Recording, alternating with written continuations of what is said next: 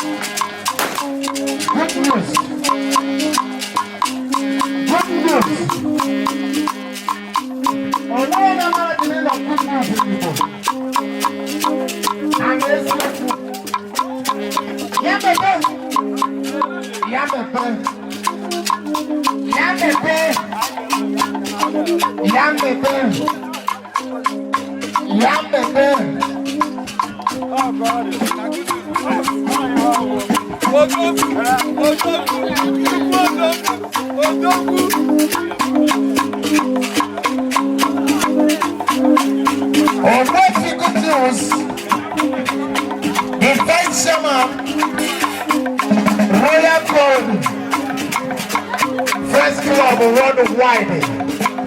And then we're headquartered on Anambra State. If you want to argue, go and argue with your ancestors. Royal men have come, and there is no going back. If you are not happy with royal gold, my brother, look for a long rope and tie yourself. Even mistake, my baby,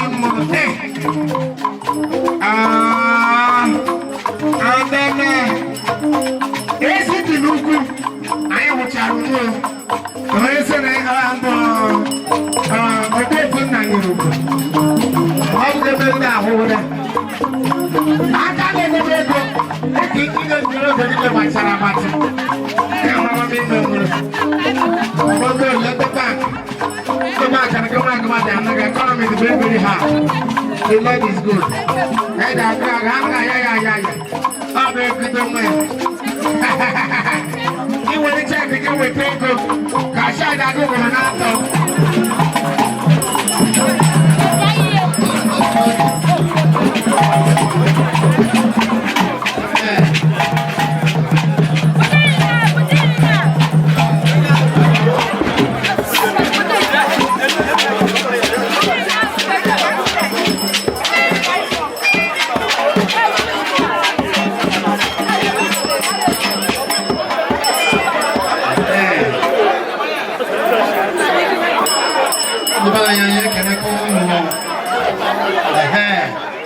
Professor Johnny Luka, I'm from the University of Nigeria, Enugu campus, and one of the elders of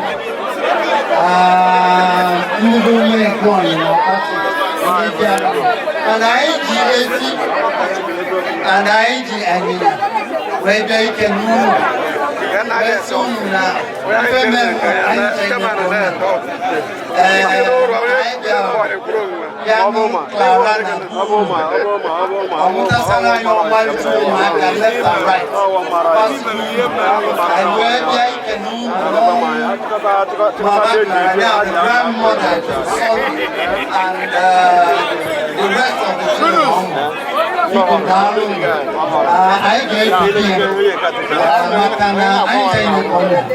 Mahatma Sinata Soni, the eldest son, who Lydia.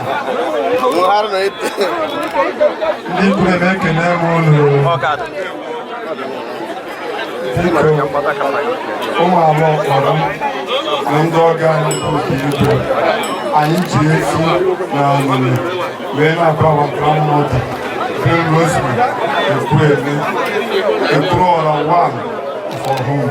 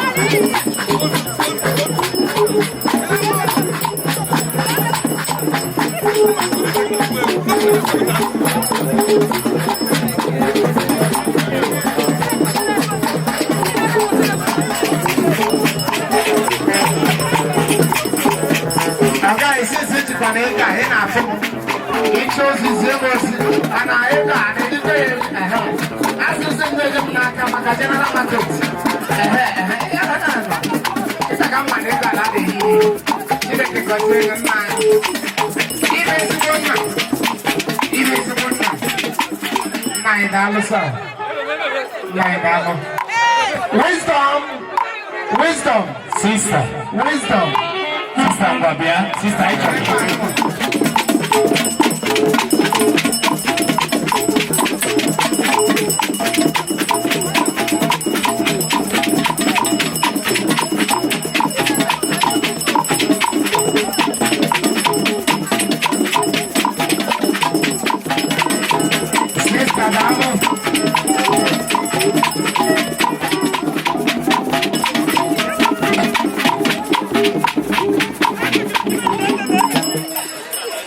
Sister Dalo.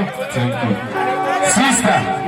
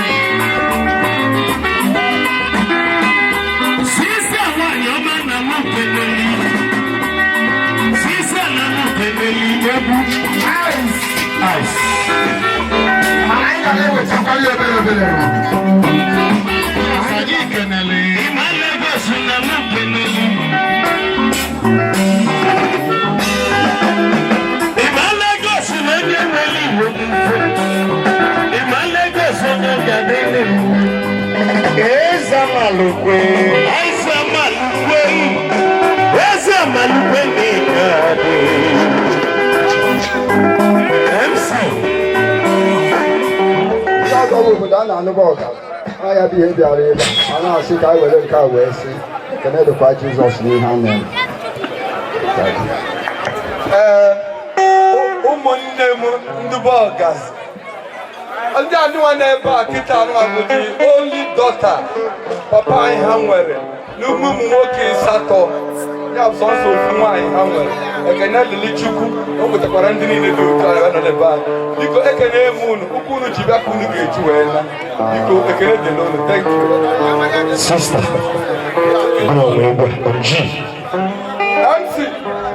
Sister.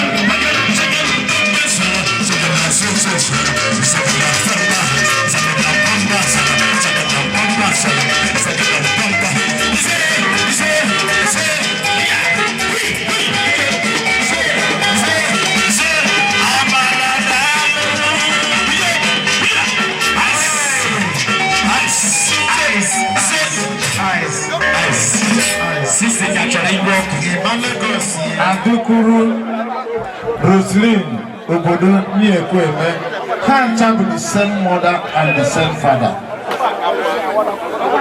Mama Anthony Ayogo tọrọ onye tọrọ Adukuru had 10 in their mother's womb.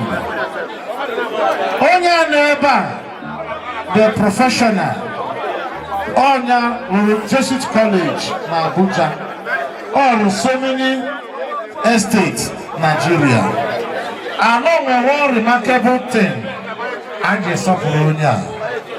he is the chairman of ISHUB, Ikune Christopher. And he is the father of the only jet fighter pilots we are proud of in Enugu State today. Why am jet fighter pilots? Oh, no, Nigeria. It's just Sambisa, it's just so many places. Ihe ọ bịara ebe a, ọ bụrụ na ọ bịara akwa, mana ọ bịara isi ndị bụ obodo kasị elu. N'ihe mere ihe mekwere nyanwa, dịka ha ncha niile kwuru same womb. Ndị bụ obodo, ndị be anyị okwu okwu na ọhụm ji akpati nkwa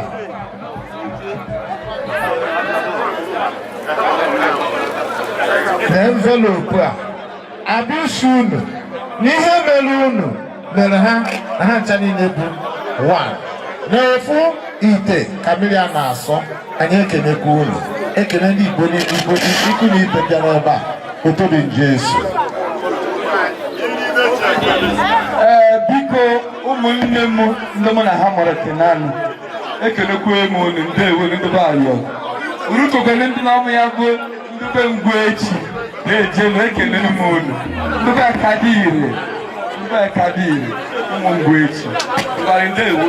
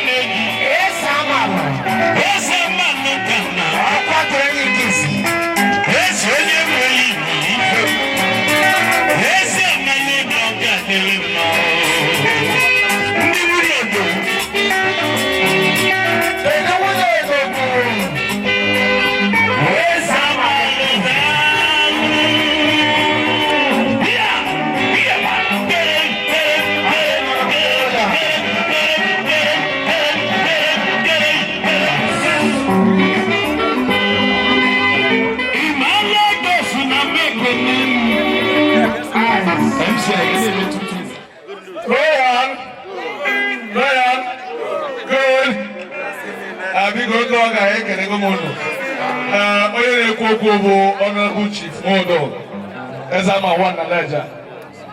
Good news. Boye Kemukobo.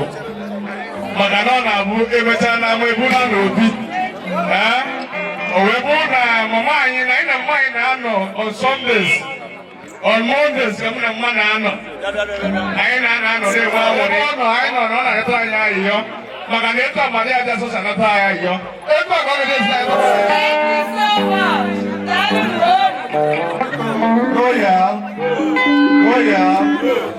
Egwu ikpaza egwu anyị ga-agba kịta bụ egwu royal ma ọ tiere anyị egwu ndị royal bụ egwu anyị gbacha egwu ebe a ụla ahụju aka mbụ so na royal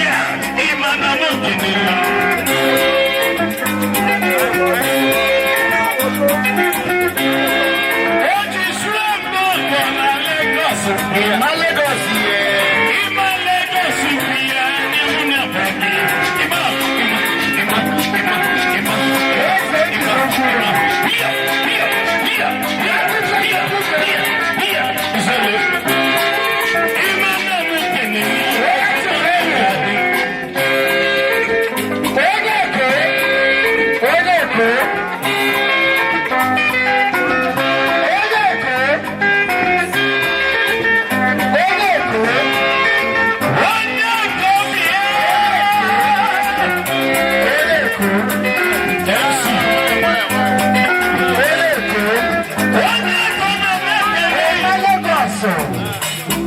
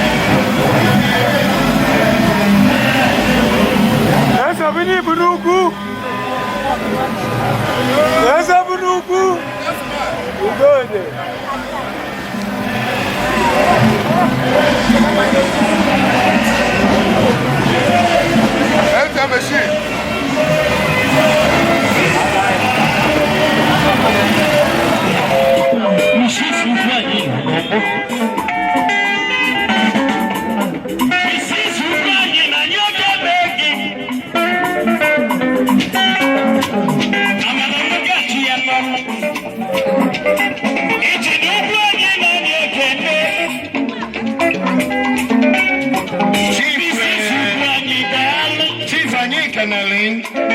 Inagala iwe na ruwani.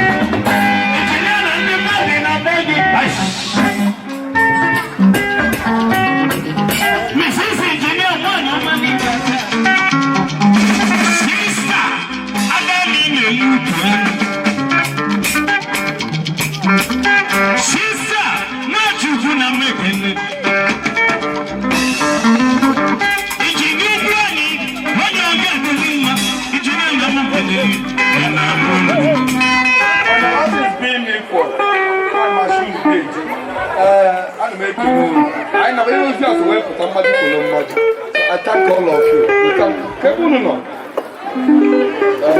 I'm telling you my about again. You can win them. I can't do. Hello, MC, come back. Jasmine.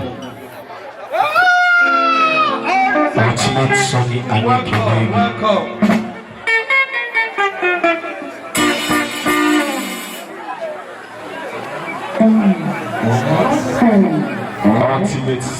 Ultimate Sonny, walking on the Migade.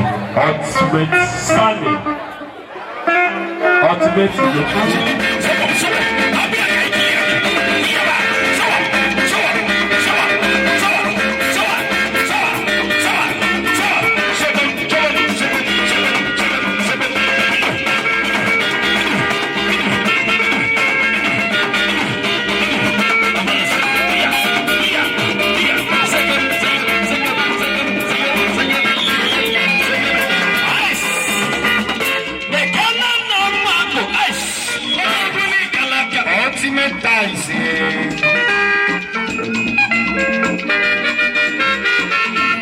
Ultimate dice, Nani Canelli.